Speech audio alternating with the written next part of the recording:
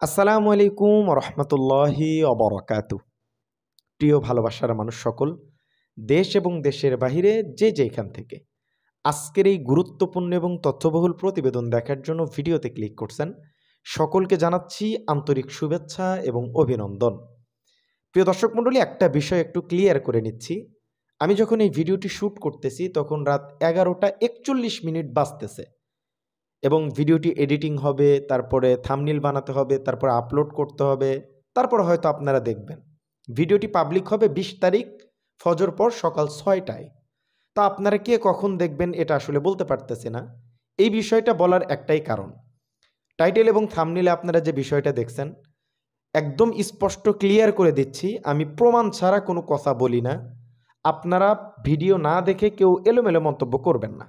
শেখ হাসিনার স্ট্রোকের যে ব্যাপারটা আমরা প্রমাণ সহকারে আপনাদেরকে বিস্তারিত জানাবো 19 তারিখের খবর, কিন্তু ভিডিওটি আমি 20 তারিখে দিচ্ছি, কারণ এত রাতে যখন আমি শ্যুট করতেছি এই সময় ভিডিও দিলে কেউ দেখবেন না, এই জন্য একটু বেশি কথা বলে ফেললাম, ক্ষমা সুন্দর দৃষ্টিতে দেখবেন। ক্লিয়ার করতে হয়, তাছাড়া কেউ আসলে অনেকেই বোঝে না, এই জন্য আর কি। তো যাই হোক, টাইটেল এবং থাম্বনেইলে যেটা দেখছেন শেখ হাসিনার যে স্ট্রোকের ব্যাপারটা একদম প্রমাণসহ ক্লিয়ার কাট আপনাদেরকে জানাবো। তার আগে আমরা কয়েকটা বিষয়, মোটামুটি 3-4টা বিষয় একটু ক্লিয়ার করব, যাতে করে আপনারা এ সম্পর্কেও একটু জানতে পারেন। তো অনুরোধ করব, চ্যানেলে যারা নতুন আসছেন প্রতিদিনের অথেন্টিক লেটেস্ট আপডেটগুলো সবার আগে পেতে, সত্য নিউজ পেতে আমাদের এই চ্যানেলটিকে সাবস্ক্রাইব করে দেবেন, ভিডিওতে একটা লাইক করবেন। আচ্ছা, একটা বিষয় নিয়ে খুব বেশি মাতামাতি হচ্ছে, এটা আগে ক্লিয়ার করে দেই। মিজানুর রহমান আজহারি নাকি ঢাকা 5 আসন থেকে নমিনেশন দিচ্ছে জামাত ইসলাম, এরকমটা সারাদিন সোশ্যাল মিডিয়ায় বিভিন্ন ধরনের নিউজ পোর্টাল আপনারা দেখছেন। একটা বিষয় আপনাদেরকে ক্লিয়ার করে দিই, এরকম কখনোই সম্ভাবনা নেই। জামাত ইসলাম ক্লিয়ার কাট বলে দিছেন মিজানুর রহমান আজহারিকে তারা প্রার্থী ঘোষণা করে নাই, করবেও না। এই বিষয়টা তো ক্লিয়ার হইলেন। এবং সেই সাথে আমি একটা বিষয় একটু ক্লিয়ার করেই আমি হাসিনার মৃত্যুর ব্যাপারটা ক্লিয়ার করতেছি, একটু সাথে থাকেন। খুব কষ্ট পাইছি, কেমনে বিএনপির নিয়ে কথা বলবো, কেমনে জামাতরি নিয়ে কথা বলবো, কথা বলা যাবে না, কথা বললেই জেল হবে। কয়েকদিন খুব বললাম যে বাক স্বাধীনতা ফেরত পাইছি, সব বলতে পারবো। আপনারা অনেক সময় আমারে বলেন, ওহাব ভাই বলেন না কেন। এক আপা আমার ফোন দেয়া কয়, ওহাব ভাই একটু চাঁদাবাজির বিরুদ্ধে বললেন। বলবো কেমনে, যে অবস্থা। আমার দেশ পত্রিকা একটি প্রতিবেদন করছে যে তারেক রহমানকে নিয়ে কটূক্তির অভিযোগে কন্টেন্ট ক্রিয়েটরের বিরুদ্ধে মামলা হয়েছে, মানে যারা ভিডিও করে। তারেক রহমান সাহেবকে নিয়ে হয়তো একটু নেগেটিভ মন্তব্য করছে, করার কারণে তার বিরুদ্ধে মামলা হয়ে গেছে। তাহলে আমি কেমনে কথা কম, আমি ছোট একটা মানুষ, আমারে কখন কোথায় উঠায় নিয়ে যায়, এর কি কোনো ঠিক ঠিকানা আছে? পক্ষে বিপক্ষে বলা যাবে না, সেই রাইটস আমাদের নাই। আপনারা আমাদেরকে অনুরোধ করবেন না। এইবার আসেন মূল আলোচনা, যেটা যে শেখ হাসিনা মাইন্ড স্ট্রোক করছে, এবং এই কথাটা আমি কেন লিখলাম, কেন বললাম, এর প্রমাণটা এখন আপনাদেরকে দিচ্ছি। বুনিয়ামিন নামক একজন কন্টেন্ট ক্রিয়েটর ভাই আছে স্ক্রিনে, আপনারা যার পিকচারটা খুব ভালোভাবে দেখতে পাচ্ছেন, এনাকে আপনারা কম বেশি সবাই চিনেন। কয়েকদিন আগে তিনি একটি স্টেটমেন্ট দিয়েছিল যে শেখ হাসিনার এক পাশ অবশ হয়ে গেছে, তিনি ভিডিওতে কেন আসে না, সেটাও আমার আলোচনার বিষয় না। আজকে, মানে আজকে না, 19 তারিখে রাত্রি 8টা-9টার দিকে তিনি একটা পোস্ট করছেন যে শেখ হাসিনা আরেকটি মাইল্ড স্ট্রোক করলো একটু আগে, 19 তারিখ 11 মাস 2025। দোয়া করি তারে দেশে আনার আগে যেন সে উপরে না যায়, বনিয়ামিন মিথ্যা বলে না। আচ্ছা, এতটুক বললে তো ঠিক ছিল। আমি মনে করতাম হয়তো মিথ্যা কোনো বানোয়াট হয়তো নিউজ দিছে, এরকম হতে পারে। কিন্তু ইনি এতটুক লেখেই শেষ করে নাই। আমি যে লেখাটা থাম্বনেইলে লিখছি এটা কিন্তু আমার লেখা না, আমার কথা না।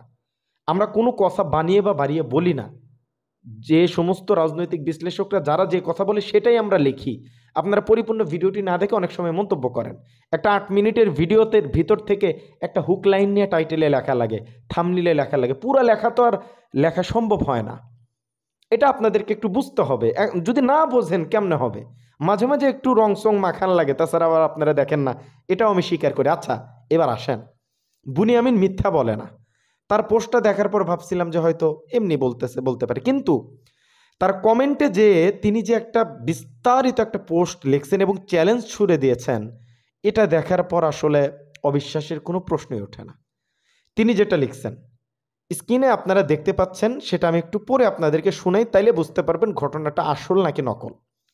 তিনি লিখছেন, বনিয়ামিনের দেওয়া তথ্যের সত্যতা কেউ চ্যালেঞ্জ করার সাহস থাকলে সে তার ফেসবুক প্রোফাইল ওপেন করে রাখতে হবে প্লিজ। তার ফেসবুকের নাম ও লিঙ্ক আমাকে দিতে হবে। আমরা সেই ব্যক্তির পুরোপুরি প্রোফাইল যাচাই বাছাই করে দেখব তাকে বিস্তারিত দেওয়া ঠিক হবে কিনা, মানে তার বিস্তারিত তথ্য দেওয়া ঠিক হবে কিনা। যারা বনিয়ামিনের জানা সোর্স এবং হাসিনার অসুস্থতার ফটো দেখতে ও জানতে চান তারা ইমেইলের সাথে আরও কিছু ডকুমেন্ট দিতে হবে। মানে তিনি আসলে একটা ফ্যাক্টর সেট করছেন, মানে একটা স্তর সেট করছেন যে আসলেও যে শেখ হাসিনা স্ট্রোক করছে বা তার হাসপাতালের ছবি তিনি অসুস্থ, এটা যদি কেউ দেখতে চান কিছু ডকুমেন্ট আমাকে দিতে হবে। 1 নাম্বার, নিজের পাসপোর্ট সাইজের ছবি দিতে হবে 2 কপি, এবং 1 কপি পাসপোর্ট সাইজের ফটো এবং এনআইডি, এবং তার নিজস্ব নামে রেজিস্টার্ড ফোন নাম্বার সহ 1 কপি বায়োডাটা তাকে মেল করে পাঠাতে হবে। তারপরে তার সোর্স আসলে হাসিনার বর্তমান হাসপাতালের ইমার্জেন্সি নেওয়া ছবি এবং যাবতীয় কিছু তারে পাঠায় দেওয়া হবে। কোনো শর্ত যদি অপূরণ থাকে, এই যে বনিয়ামিন যে 3-4টা শর্ত দিছে, এই শর্তগুলো যদি অপূরণ থাকে তাহলে এই যে মেইল করলে আসলে তিনি আসলে কোনো জবাব দিবে না বা পিকচার টিকচার কিছু পাঠাবে না। তাই কমেন্টে কেউ গালাগালি না করে উল্টাপাল্টা কথা বললেন না, হ্যাঁ, সোজা ব্লক করে দেওয়া হবে। আমাদের ইমেল, এই যে ইমেল দিয়ে দিছে। এখন তিনি এরকম দাওয়া করতেছে যে হাসিনা এরকমটা হয়েছে, এই বিষয়টা আপনাদেরকে জানানোর জন্যই টাইটেল এবং থাম্বনেইলে দেওয়া। এখানে তো আমি নিজে বানায়া নিজে মন গড়া মিথ্যা এসব আসলে কিছু দেই না। এই পর্যন্ত যারা দেখতেছেন, আমি আপনাদেরকে একটা কথা বলি, শেখ হাসিনাকে ভারত রাখবে, তারা দিবে না।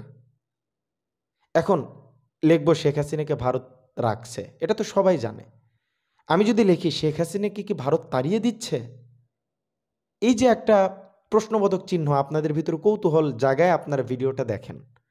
তারপরেও আমি চেষ্টা করি যে কৌতূহলী কোনো জিনিস না দেওয়ার, কিন্তু মাঝে মাঝে 2-1টা দিতে হয়। এটা অসত্য না, কিন্তু সংবাদ মাধ্যমে এগুলো চলে, বড় বড় নিউজ পোর্টাল করে, এটাকে মিথ্যার মধ্যেও বলা যাবে না। একটু ঘুরিয়ে পেঁচিয়ে একটু রস লাগায়, এটাই সাংবাদিকতা, কিন্তু আমি সচরাচর করি না।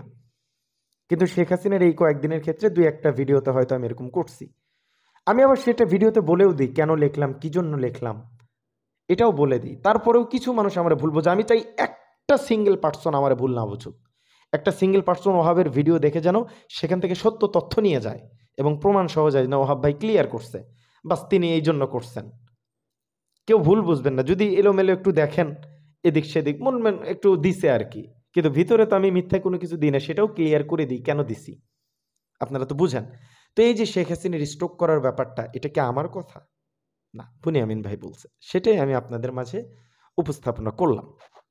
আশা করছি এখান থেকে আপনারা মানে এই বিষয়টা ক্লিয়ার হয়েছেন। আর একটা ব্যাপার আপনাদেরকে একটু ইন্টারেস্টিং ব্যাপার বলি, ভোটারের তালিকা প্রকাশ করছে, তো সেখানে চূড়ান্ত ভোটারের সংখ্যা হচ্ছে 12,76,95,183 জন।